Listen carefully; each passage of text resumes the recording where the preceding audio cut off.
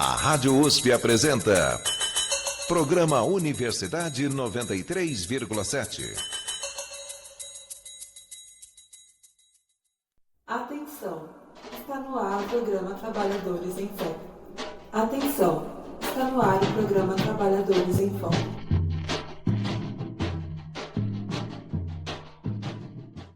Bom dia, ouvintes da Rádio USP. Meu nome é Gustavo Roberto e está começando mais um Universidade 93.7. Olá, ouvintes! Eu sou Camille Rosaboni e também estarei com vocês hoje neste debate do Universidade 93.7. Recebemos convidadas especiais para falar sobre um tema que afeta muitos brasileiros: as condições de trabalho. De acordo com o IBGE, o Brasil registrou, no fim de 2024, o maior número de pessoas ocupadas da história do país, quase 104 milhões de trabalhadores. Desses, cerca de 40 milhões estão no mercado informal, sem direitos trabalhistas assegurados. Nos últimos anos, o mercado de trabalho sofreu grandes mudanças, agravadas por problemas estruturais do país. A reforma trabalhista realizada em 2017 se propôs a tornar a legislação mais adequada a novos modelos de trabalho que surgiram com a tecnologia. Mas essa mudança acabou flexibilizando as relações entre trabalhadores e empregadores. Com diferentes visões sobre o tema, a população com força de trabalho ativa tem levantado debates sobre algumas questões. Atualmente, ser autônomo compensa mais do que ser CLT? É mais difícil trabalhar com carteira assinada? A lei trabalhista tem espaço para maiores mudanças, como o fim da escala 6x1? Como essa medida poderia afetar a economia do país? A possibilidade de trabalhar à distância pode ajudar por parte dos trabalhadores a conciliar a vida pessoal com a vida profissional? Todos esses temas serão abordados aqui no Universidade 93.7, em um debate sobre condições de trabalho.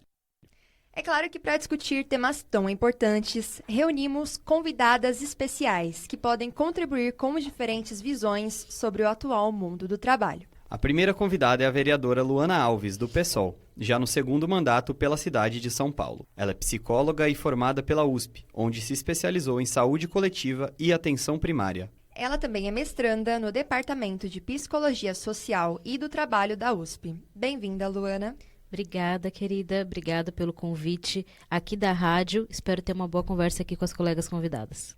Nossa segunda convidada é Regiane de Moura Macedo, advogada, doutora em Direito do Trabalho e da Seguridade Social pela USP. Regiane é pesquisadora do Grupo de Estudos sobre Direitos Humanos, Centralidade do Trabalho e Marxismo. Bem-vinda.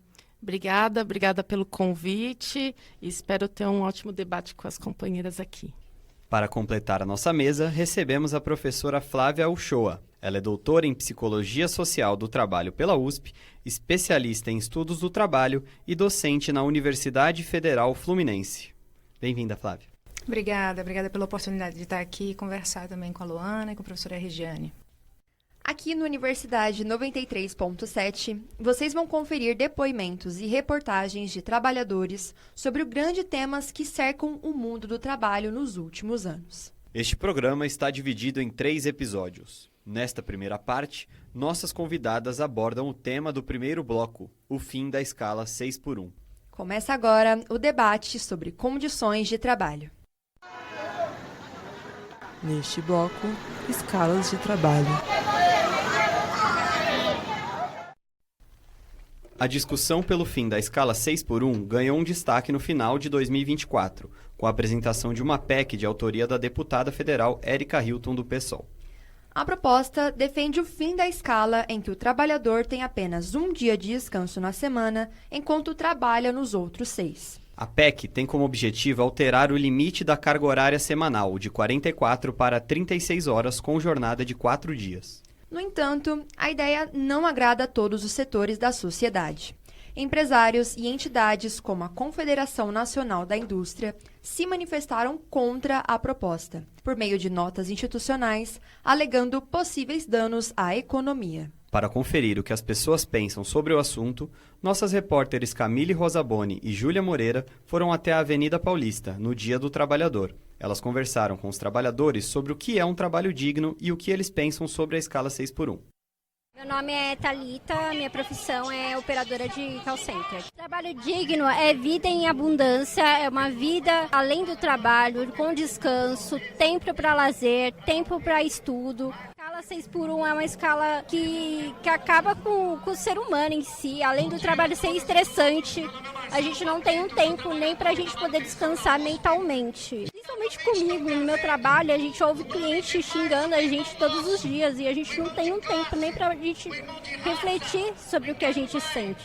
Meu nome é Anne, eu sou analista de mídias sociais. A escala 6x1 ela é totalmente abusiva, porque os grandões eles não trabalham tudo isso. O que a gente ganha em um mês, eles ganham em um dia. Então é absurdo o trabalhador ser submetido a uma escala 6x1, sendo que a grande burguesia desse país não trabalha e explora a gente. Quando a gente trabalha, a gente tem um convênio, a gente não tem tempo pra gente marcar uma consulta, às vezes não consegue marcar de final de semana. Aí você é demitido, você tem tempo para cuidar da sua saúde, mas não tem um convênio para conseguir marcar. Então é um absurdo, 4x3 tem que ser a escala oficial do Brasil.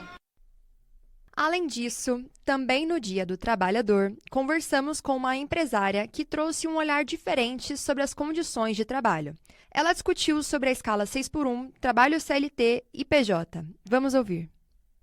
Cassiana, eu sou empresária. A gente se fecha no 6x1 quando a gente fala do CLT. Em contrapartida, a gente tem o empreendedorismo, que a gente não faz 6x1, mas a gente trabalha mais de 8 horas por dia.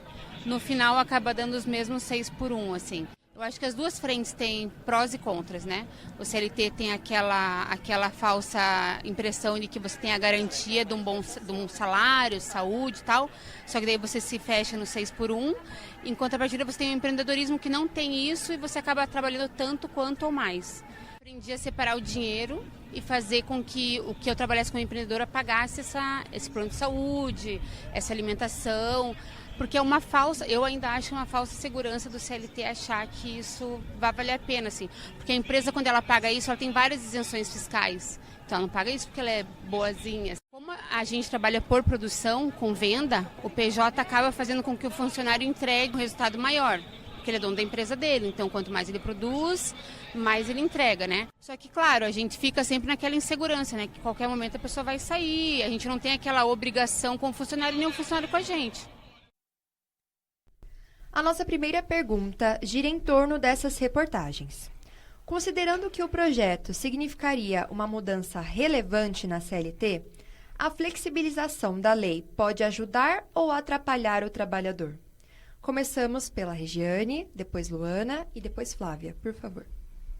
Bom, ótima questão. Acho que o primeiro ponto a ser destacado é que as lutas e os embates dos trabalhadores, eles, via de regra, giram em torno dessa disputa sobre o tempo de trabalho e o tempo de não trabalho. Hoje nós temos uma jornada que é determinada pela Constituição Federal, no limite de 44 horas e 8 diárias. É importante considerar, inclusive, que um grande setor da classe trabalhadora extrapola, inclusive, as 44 horas semanais, através da realização de outras escalas, né, 12x36, 5x2, e através também das horas de extras e o famigerado banco de horas, né, um mecanismo de aumento da jornada sem o devido pagamento para que a força de trabalho seja colocada à disposição a depender das necessidades do empregador. Eu vejo, então, que a discussão sobre o projeto de fim da escala 6.1, né, e a redução da jornada geral trabalhista no país, além de se alinhar com aquilo que é mais avançado no mercado de trabalho e no mundo do trabalho em outros países, se revela um passo necessário no sentido de garantir a geração de postos de trabalho, além de possibilitar maior tempo de recomposição também da força de trabalho. Acredito, inclusive, em que pese as alegações patronais no sentido de que haveriam impactos negativos na economia, todo esse tipo de argumentação sempre é suscitado quando existe uma legislação que traz benefícios imediatos aos trabalhadores. Foi assim com a criação, por exemplo, do 13º salário. E, na verdade, a gente tem um movimento em que há um ajuste econômico e se reverte em benefícios para toda a sociedade. Então, acredito que é um projeto que tem que ser encampado, defendido e discutido como nós estamos fazendo aqui na Rádio USP. Muito obrigada, Regiane. Luana? Bom, eu acho que esse movimento de luta contra a escala 6x1, que é um movimento muito orgânico, né, da classe trabalhadora, principalmente um setor mais jovem, um setor negro, né, e que se expressou do ponto de vista legislativo no PL da deputada Érica, eu acho que é um grito de socorro. Assim, é um grito de socorro diante da situação geral das condições de trabalho. Escala 6x1 é um aspecto, na minha opinião, mas tem uma situação geral de maior pressão por produtividade, de ambientes de trabalho mais violentos, de maior assim, acelerar de informações. Eu acho que está mais difícil o próprio conteúdo do trabalho. Isso em diversos setores. Aqui, nas entrevistas, nas reportagens, a gente viu, por exemplo, telemarketing. Telemarketing também tem, por exemplo, metas de trabalho, meta de venda, meta de atendimento. Isso é muito estressante, isso gera um nível de adoecimento que é muito pesado. Trabalhadores terceirizados de políticas públicas, saúde, educação mesmo, mas também na educação, a gente também vê muita pressão por resultados muitas vezes não tão conectados com a realidade do trabalho. Eu acho que o que acontece é que esse grito por justiça, ele é uma das melhores coisas que aconteceu nos últimos tempos, na minha opinião. Uma das coisas mais bonitas que apareceu nos últimos tempos, de muita luta mesmo, e que atravessa, né, inclusive muitos setores ideológicos, né? Eu tive a oportunidade de, desde o ano passado, converso bastante com o vereador Rique Azevedo, do PSOL, que é vereador do Rio de Janeiro, foi quem iniciou nas redes sociais a luta contra a escala 6x1, e o que ele me relata me dá bastante animação. Né? Ele relata que, logo no início, né, quando se começou ali nas redes sociais, a coisa abaixo-assinado, e aí teve o PL da Érica, muitos que se engajaram na luta não se consideravam de esquerda. Se consideravam, inclusive, até se achavam de direita. Chegaram a pedir assinatura ao PL da Érica de vereadores, de deputados que eles tinham votado, deputados ligados a grupos bastante neoliberais, e ficaram surpresos quando esses mesmos deputados não apoiaram esse PL. Porque achavam que iam apoiar, achavam genuinamente que iriam apoiar. E aí foram se descobrindo, inclusive, está sendo bastante pedagógico, eu acho que para muitos, né, muitos e muitas, todo esse processo de luta contra a escala 6x1. Teve uma pesquisa, né, que demonstrou apoio de 70% da população brasileira. Eu ainda acho que foi pouco, assim, mas mesmo assim é um nível de apoio muito forte. Assim, considerando mesmo os que, do ponto de vista político, apoiam discursos conservadores, discursos que têm a ver, por exemplo, com a nota da Federação das Indústrias, são a favor dessa pauta. Então, foi muito importante esse movimento. Eu acho que é fundamental, tem a ver com uma situação geral das condições de trabalho do nosso país. E eu espero muito que a gente consiga ter um resultado. Claro que isso tem que vir junto com eu acho que é uma vitória se isso acontecer. Né? Essa questão de que pode quebrar algumas indústrias, a gente sabe que isso é um discurso, como falou muito bem a Regiane, é um discurso que sempre aparece quando tem algum nível de melhoria na correlação de forças trabalhador e empresário, né? Mas isso não vai quebrar a empresa, assim, muito difícil que isso aconteça. Na verdade, o que eu já ouvi, né, algum tipo de argumento dizendo que mas nas empresas menores vai quebrar, no mercadinho da esquina. Gente, o que vai quebrar o mercadinho da esquina são as grandes corporações, são as grandes franquias. É a maneira como o capitalismo funciona de uma forma predatória, que tira os pequenos. É isso que vai prejudicar os pequenos empresários. É bem mais fácil ele fechar o seu mercadinho de bairro porque uma grande franquia chegou, do que porque ele colocar a escala 5x2, porque o Oxo chegou, porque... Enfim, então, na verdade, eu acho que é importante a gente colocar essa pauta, debater essa pauta e aprovar. Eu acho que isso é muito importante. Junto com, claro, ficar muito atento com os movimentos que uma parte dessa burguesia, até que uma pessoa citou, né, numa das entrevistas, que essa burguesia vai fazer para também escapar, para também criar brecha. A gente sabe que ao mesmo tempo que está tendo debate sobre a escala 6x1, tem uma ação hoje no STF em relação à questão do PJ. Então, é mais um ponto aí para a gente ficar muito atento. Podem tentar ir pela brecha, pela informalidade, pelo PJ, pagar por fora. Tudo que a maior parte do empresariado brasileiro sempre fez, quer continuar fazendo. Então, assim, não é que não vai adiantar nada se a gente conseguir derrubar a escala 6x1. Vai adiantar muito, inclusive do ponto de vista moral, pra gente, assim, da gente seguir, da gente ter esperança. Mas é claro que é uma batalha constante, porque grande parte do empresariado brasileiro sempre vai achar brecha para tentar sair por algum tipo para conseguir seguir explorando ao máximo, né? Porque é um sistema que sempre vai precisar de exploração mais e mais, né? Não existe o suficiente. É um sistema que é fadado ao fracasso. Flávia? Eu acho que eu trago alguns elementos de uma pesquisa que a gente tem desenvolvido na Federal Fluminense, junto com a equipe de estudantes, tanto de iniciação científica quanto de mestrado, e inclusive com os técnicos da própria universidade e junto ao movimento Vida Além do Trabalho. A gente teve com eles em maio, porque na Câmara Municipal nós fomos chamados a falar dessa pesquisa, e a gente vem construindo, então, um painel de dados sobre o que é a escala 6x1. E eu acho que muito do que a professora Regiane, do que a Luana trouxe, se torna interessante porque a gente discute também com os dados da pesquisa da gente. Então, hoje, por exemplo, a gente tem mais de 70% dessas pessoas trabalhando mais de 8 horas diárias, não é? Sendo 10% desses 70% trabalhando mais de 10 horas diárias, né? Então, essa é a realidade. A gente tem um apoio grande do VAT em relação à divulgação dessa pesquisa e a gente tem construído com eles algumas possibilidades de discussão desses dados e de contra-argumentar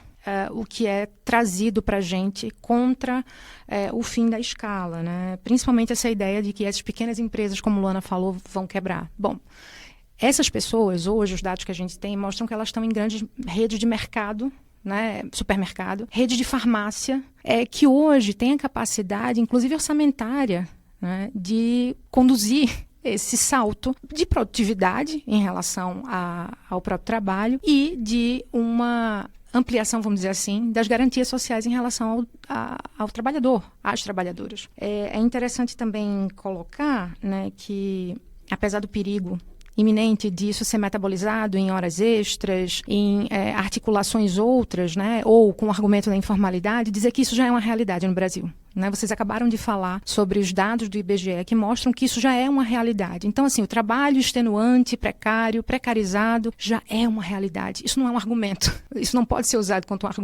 como argumento contra o fim da escala 6x1. Porque se isso já é uma realidade, o fim da escala 6x1 vai, pelo menos, trazer a discussão sobre que tempo de vida é esse, ou que sociedade a gente quer construir com o tempo de vida que a gente tem. Né? Então, acho que é isso. Muito obrigado, pessoal. Antes de retornarmos às perguntas, vamos ouvir a reportagem de Nicolas Coelho. Ele consultou o economista da LCA Consultores, Bruno Imaizumi, para entender a viabilidade econômica do fim da escala 6x1. Os impactos econômicos, entre aspas, né, eles seriam mais inflacionários, eles têm impactos diferentes entre setores, né? Setores que utilizam mais esse tipo de escala, né, se for pensar no comércio e tudo mais. Então, é isso. Algumas empresas poderiam fechar, levar custo. Enfim, viável né? Eu só não sei se vai passar pelo Congresso, né? Tem uma questão política aí por trás, mas se for pensar numa viabilidade econômica, é possível.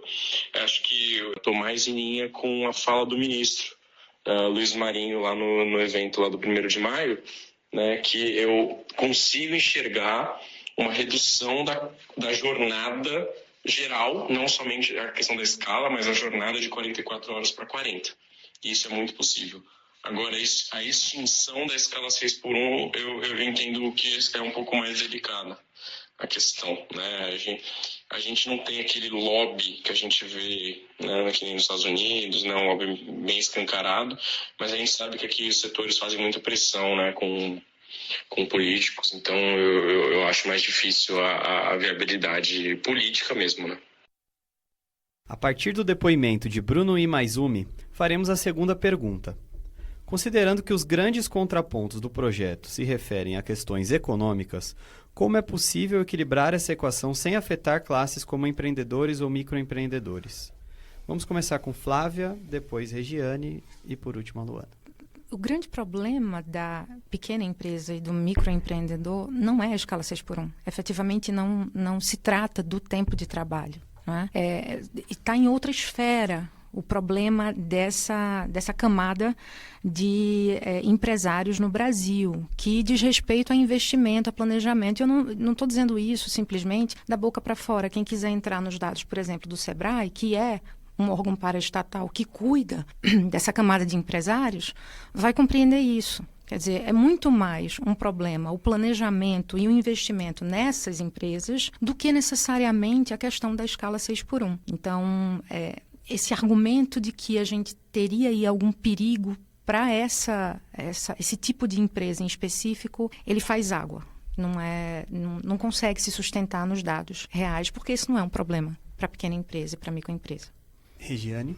Eu concordo com a professora Flávia. Eu acho, inclusive, que o modelo, né, de produção no qual nós vivemos demonstra que o problema para as microempresas, para os para os pequenos empresários, como a vereadora colocou, para os mercadinhos de bairro, na verdade, são os grandes monopólios, né, que crescem de forma predatória. Então, eu acredito que se existe uma política pública também de emprego, ela deve contemplar não só orçamento e incentivo ao fortalecimento dessas pequenas empresas, desses pequenos empresários, para que em um cenário como esse eles possam desenvolver suas atividades, inclusive se fortalecendo, né? Fortalecer o comércio local, enfim, como uma alternativa. Mas eu queria sublinhar de maneira bastante incisiva que a redução da jornada e especificamente, né, o combate à escala 6x1, que significa que tem implicações muito nocivas sobre a vida e a reprodução dos trabalhadores, não é a pedra no sapato e o principal problema para esses pequenos empresários. É preciso pensar sobre uma perspectiva mais global que insira também esses empresários, que na verdade também são trabalhadores, numa perspectiva de política pública de geração de emprego. Luana? Bom, eu vou também nesse sentido, assim, eu acho que a questão dessa empresas que podem fechar, é isso, elas enfrentam desafios muito maiores. Primeiro, o movimento natural do capitalismo de monopólios, né, sobre setores. Então, poucas grandes empresas dominarem ali o mercado, né, de determinado setor, e sem contar que muitas das políticas públicas que seriam voltadas para o pequeno não são de fato efetivadas. Isso eu coloco, não com base em muitos dados, sendo muito sincera, mas com base na vivência de uma vereadora que também conversa com pequenos empresários, assim, que também conversa com gente que vem procurar, e assim, falando de forma muito franca, não consegue um acesso a um BNDES, por exemplo. BNDES, que deveria ser um Banco Nacional de Desenvolvimento para pequenas empresas, é impossível de você chegar. Se você não tiver o contato ou com o Luiz Marinho, ou com sei lá quem, ou se você não for alguém que é muito ligado a uma grande empresa, você não consegue.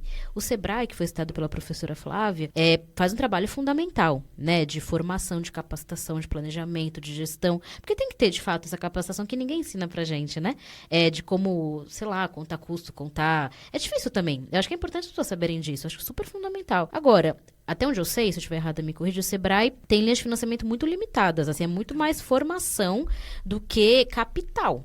Assim, não tem praticamente capital no Sebrae. Um ou outro, assim, mas muito pouco, quase nada. O que seriam linhas de financiamento de bancos ligados a políticas públicas que, normalmente, não se acessa. Então, é algo que eu acho que a situação está muito mais ligada a isso. Não tenho, assim, essa camada de dados, mas a vivência que eu tenho é essa, de convivendo com esses, inclusive conversando com muitos desses pequenos empresários, essa, na verdade, é um grande problema. É a situação. E sem contar que eu acho que mesmo... essa situação toda, né, a gente está falando de também uma massa salarial que é muito pequena no nosso país. Assim, isso também prejudica o pequeno empresário, porque as pessoas não têm dinheiro para comprar as coisas. Não tendo dinheiro, você fica num ciclo de precariedade. Assim, de mais e mais precariedades. Até a própria encolhimento de políticas públicas também prejudica esse pequeno empresário. Assim, na cidade de São Paulo, por exemplo, para você conseguir...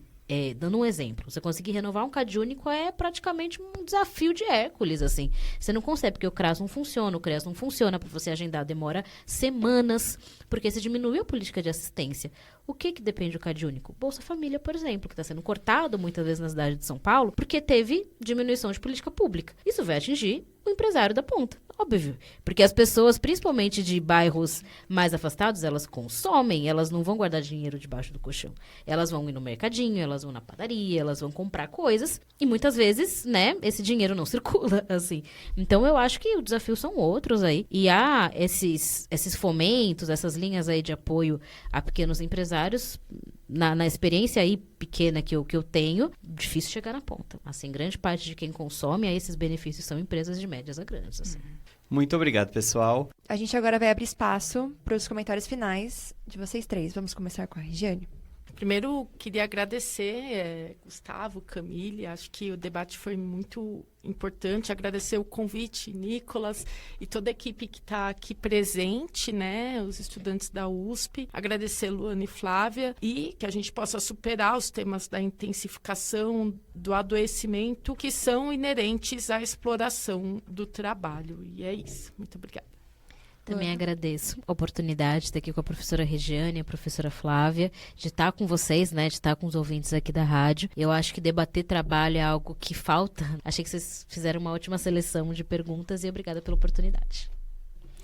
também agradeço a oportunidade de estar aqui com vocês, agradeço a oportunidade de discutir com a Luana, com a Regiane. Foi muito interessante escutá-las. O que vocês trazem é extremamente relevante. As possibilidades, elas estão em aberto, não é? Porque acredito também nesse processo dialético, e assim como a gente está nessa tendência de precarização, a gente tem movimentos que surgem de forma orgânica e trazem essa importância da discussão do trabalho, como o movimento Vida Além do Trabalho, como o movimento dos trabalhadores sem direito e tantas outras associações e coletivos que representam essa resistência a uma tendência geral de precarização. O programa de hoje teve a coordenação de Nicolas Coelho e a produção de Esther Brito. As reportagens foram feitas por Camille Rosa Boni, Nicolas Coelho, Gustavo Roberto, Esther Brito, Ingrid Gonzaga e Júlia Moreira.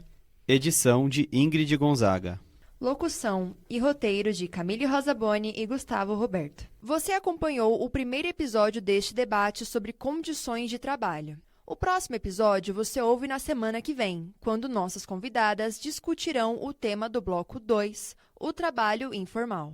Contamos com a presença da vereadora Luana Alves, do PSOL, ativista de movimentos pela justiça do trabalho. Contamos também com Regiane de Moura Macedo, doutora e pesquisadora em Direito do Trabalho pela USP. E completamos o debate com Flávia Uchoa, doutora em Psicologia Social, especializada em estudos do trabalho. No próximo programa, vamos ampliar a discussão sobre condições de trabalho. Nossas convidadas vão discutir as dinâmicas de trabalho, contrapondo os formatos CLT e PJ, além de debater as questões relacionadas à saúde do trabalhador. A conversa será conduzida pelo contexto de reportagens produzidas por nossa equipe. A primeira, produzida por mim, Gustavo Roberto, aborda os diferentes modelos de contratação e a ascensão do regime PJ. Conversei com uma trabalhadora que atua como pessoa jurídica e que pediu para não ter seu nome revelado. Ela conta que, apesar de receber um salário um pouco maior, sente falta de garantias estabelecidas pelo regime CLT. E também apresentaremos uma reportagem de Júlia Moreira sobre saúde no trabalho. A repórter conversou com o Dr. Francisco Cortes Fernandes, presidente da Associação Nacional de Medicina do Trabalho. O médico comentou sobre a transformação dos problemas de saúde dos trabalhadores que agora sofrem mais com problemas psicológicos. Você pode encontrar os arquivos deste e de outros programas no site www.usp.br/radiojornalismo e também no Jornal da USP. A Rádio USP apresentou Programa Universidade 93,7.